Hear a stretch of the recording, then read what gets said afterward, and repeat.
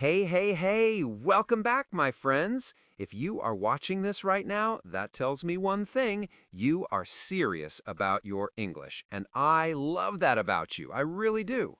My name's Kingsley, and today we are going to have an incredible lesson together. Now, let me ask you something. Have you ever been in a conversation with a native English speaker and everything was going well? You understood the grammar, you knew the words, but then they said something like, I'm totally swamped right now, or let's catch up soon, and you paused? You froze. You thought, wait, swamped? Catch up? What does any of that mean? My friend, that right there is the difference between textbook English and real English. And today, Kingsley is here to close that gap for you. We are going to learn 10 powerful everyday expressions that native English speakers use all the time, at work, with friends, at the shops, everywhere. And not only are we going to learn what they mean, we are going to learn exactly how to use them, because knowing a word and using a word, those are two very different things. Are you ready? Let's get into it. All right, the first group of expressions we are looking at today are all about being busy. Because let's be honest, life is busy, and native English speakers have so many creative ways to say, I am busy. Let's learn three of them right now. The first one is swamped. S-W-A-M-P-E-D. Swamped. Now, a swamp is a wet, muddy area of land, like a marsh.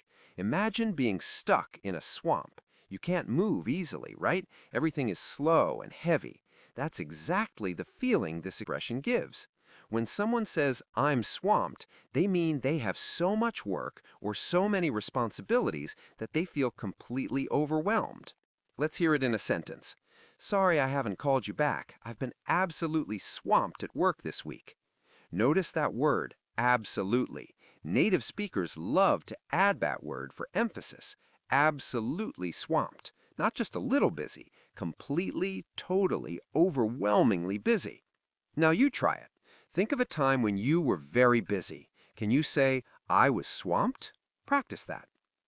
The second expression is, I have a lot on my plate. Now, we're not talking about food here, although I do enjoy a full plate of food. No, no, no. This expression means you have many responsibilities or tasks that you are currently dealing with. Imagine a dinner plate piled high with food, so much food that you don't even know where to start eating. That's the image. Too many things to handle at once. Example sentence?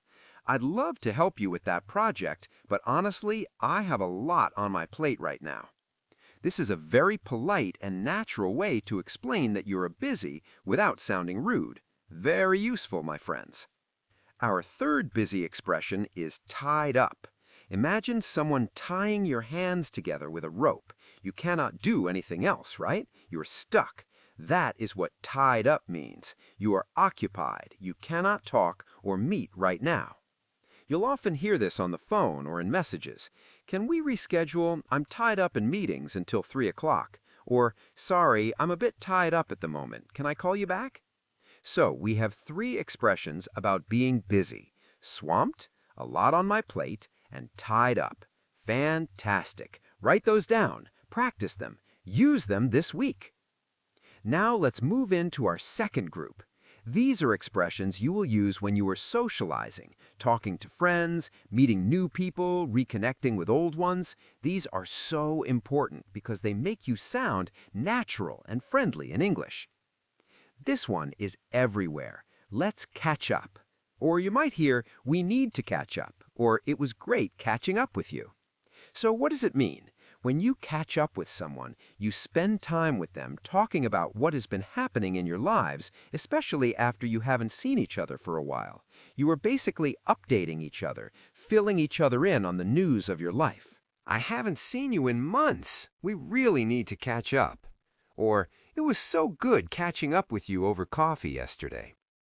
Now, the key thing here, catch up is a phrasal verb. The base verb is catch, but with up added, the meaning changes completely. This is very common in English, and that is why so many learners find phrasal verbs confusing. But don't worry, now you know this one. Oh, this one is so fun and so common. Long time no see. You say this when you meet someone you haven't seen in a long time. It's casual, it's warm, it's friendly. Grammatically, and yes, I know some of you are thinking about this, it is not a perfect sentence, but that is the beauty of it. It is an expression. Native speakers say it exactly like this. You do not change it. How do you use it? You see an old friend at the supermarket. You say, "Oh my goodness, long time no see. How have you been?" And then they will likely respond with another expression we are going to learn right now. I've been keeping busy. This is the perfect response when someone asks how you have been, and you want to say, things are okay, life is active, I'm doing fine, without being too specific. Long time no see, how have you been? Oh, I've been keeping busy, working a lot, spending time with family, life is good. Doesn't that sound natural? That right there is a real English conversation, and you just learned how to have it. Let's keep going. Our third group is all about showing that you understand something or asking for clarification when you don't. These expressions are incredibly useful, especially in professional and academic settings. That makes sense is one of the most commonly used expressions in English conversations. When something is explained to you and you understand it, instead of just saying, okay, or I understand, native speakers say, that makes sense. It sounds more engaged, more natural. It tells the other person, yes, I followed what you said. It is logical to me. So we need to finish the report before Friday because the client meeting is on Monday. Oh, okay, that makes sense. You can also use the negative, that doesn't make sense, when something is confusing or illogical. Very useful in both directions. Now, this expression is brilliant for conversations where you want to respectfully disagree or add another point of view. I get what you're saying, but. I get here means I understand. So you are saying, I understand your point. However, I get what you're saying, but I think we should consider a different approach. Or, I get what you're saying, but the deadline might be a problem. This is polite, this is respectful, and it is exactly what educated, fluent English speakers say. Practice this one. It will serve you very well in meetings, in debates, in everyday conversations. Oh, I love this one. Bear with me. Now, the bear here is not the animal in the forest. This bear means to be patient, to tolerate, to stay with someone while they figure something out. You use this when you need a moment. Maybe you're looking for something, loading a document, or gathering your thoughts. Bear with me for just a second while I find that email.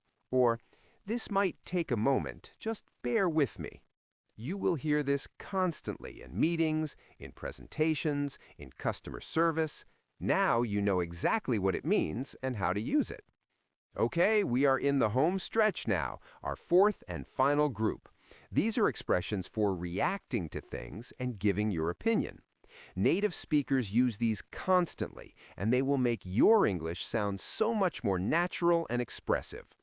When a native speaker starts a sentence with honestly speaking, or just honestly, they are signaling that they are about to give you their real, genuine opinion. It adds weight and authenticity to what they are saying. Honestly speaking, I think that movie was a bit disappointing. Or, honestly, I wasn't expecting to enjoy the event, but I had a great time. You can put this at the beginning of almost any opinion sentence, and it immediately sounds more natural and more confident. Try it. I told you 10 expressions, but Kingsley always gives you a little extra, because that is just who I am. This bonus expression is one of my favorites, at the end of the day. This does not mean when evening comes. No. This expression means when everything has been considered, when you look at the most important thing, ultimately. It is used to wrap up an argument or give a final, important point. We can debate the details all we want, but at the end of the day, what matters most is that our customers are happy. Or, at the end of the day, you have to do what is right for you. Powerful, right? This expression makes you sound thoughtful and mature in English. Use it. All right, my friends, let's do a quick recap of everything we covered today, because repetition is the mother of learning. Write that down. We learned 10 everyday expressions that native English speakers use all the time. I'm swamped means I am extremely busy. I have a lot on my plate means I have many responsibilities right now. I'm tied up means I am occupied and unavailable. Let's catch up means let's spend time talking and updating each other. Long time no see means I haven't seen you in a long time. I've been keeping busy means life has been active and things are going okay. That makes sense means I understand. That is logical. I get what you're saying, but means I understand your point, however.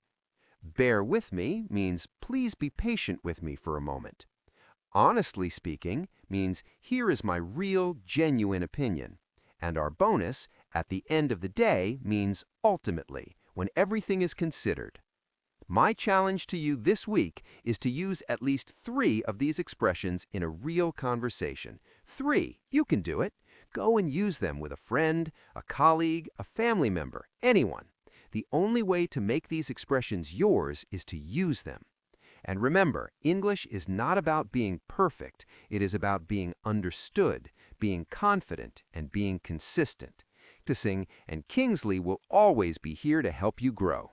I will see you in the next lesson. Take care of yourselves and keep going. You've got this.